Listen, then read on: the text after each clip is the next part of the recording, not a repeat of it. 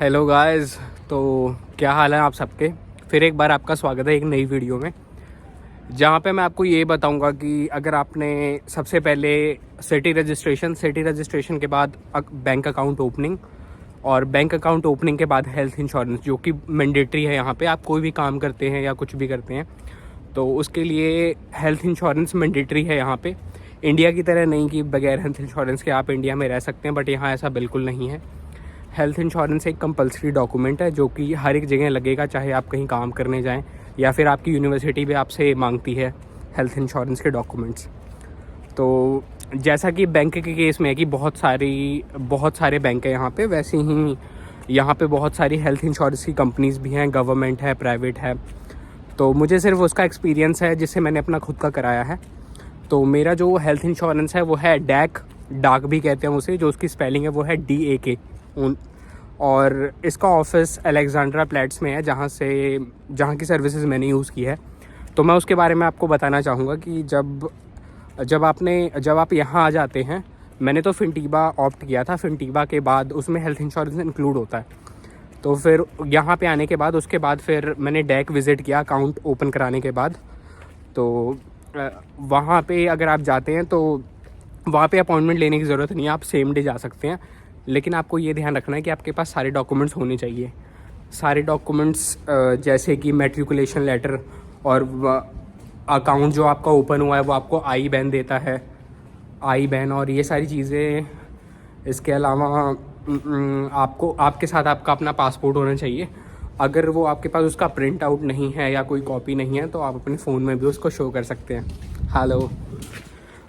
तो बहुत सिंपल है वहाँ पे, अगर आप जाते हैं तो बहुत ही आसानी से काम हो जाता है। तो जैसा कि मैंने बताया, मैं अलेक्जेंड्रा प्लेट्स में गया था। तो वहाँ जाने के बाद उन्होंने सिंपली 2-4 क्वेश्चन पूछे मुझसे, जो कि डॉक्यूमेंट से रिलेटेड थे कि आप मुझे ये डॉक्यूमेंट दे दो, ये डॉक्यूमेंट। उसके बाद उन्होंने साथ में फॉर्म फिल कर दिया।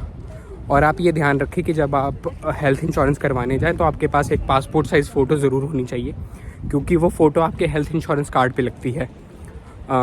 तो जैसे ही वो आपका फॉर्म वगैरह फिल कर देते हैं, बाकी आपसे सारी डिटेल पूछते हैं। उसमें एक सर्विस होती है, उसके लिए आप ज़रूर ऑप्ट करें। उस सर्विस में होता है कि अगर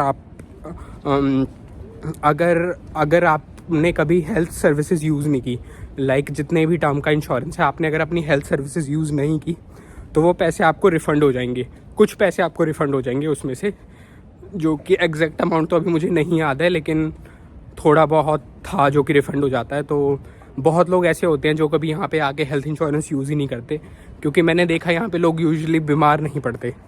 तो अगर बीमार नहीं पड़ते तो उन्हें हेल्थ इंश्योरेंस की ज़रूरत नहीं पड़ती। तो बहुत ही सिंपल है, अगर आपने हेल्थ इंश्योरेंस लिया है और आप बीमार नहीं पड़े तो आपको थोड़े बहुत पैसे वापस मिल जाए, तो उसमें क्या बुराई है। और ये सर्विस फ्री ऑफ कॉस्ट है DAK में, जो कि एक गवर्नमेंट हेल्थ इंश्योरेंस है यहाँ पे। तो अगर आप स्टूडेंट हैं तो आपको ये बहुत आसानी से मिल जाएगी।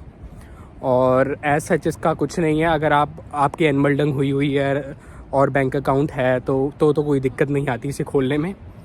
और फिर ये है कि जब आप सारा प्रोसेस कंप्लीट कर देते हैं, लाइक जिस दिन आप गए, आपने अपने सारे डॉक्यूमेंट सबमिट कर दिए, उसके बाद यहाँ ज़्यादा टाइम नहीं लगता। मुश्किल से 1 से 3 दिन के अंदर आपके घर डॉक्यूमेंट्स आने शुरू हो जाते हैं। डॉक्यूमेंट्स में जो चीज़ें हैं वो ऐसी हैं कि लाइक लेटर आने लगते हैं जिसमें हेल्थ इंश्योरेंस कंफर्मेशन होता है और 2-4 चीज़ें होती हैं। तो और हेल्थ इंश्योरेंस का जो कार्ड होता है वो कहते हैं हम विद इन वीक डिलीवर कर देते हैं। अभी मेरा वीक ख़त्म नहीं हुआ क्योंकि बीच में क्रिसमस की छुट्टियां आ गई। तो मैं होप करता हूँ कि 1 वीक के अंदर ही हो जाए मेरा डिलीवर। तो आप भी डैक से अपना हेल्थ इंश्योरेंस करा सकते हैं। इनकी सर्विस बहुत अच्छी है, क्योंकि मैं खुद यूज़ कर रहा हूँ एज अ स्टूडेंट, और इसलिए मैं आपको बता रहा हूँ। तो थैंक यू। आप हमारी चैनल को सब्सक्राइब कर सकते हैं।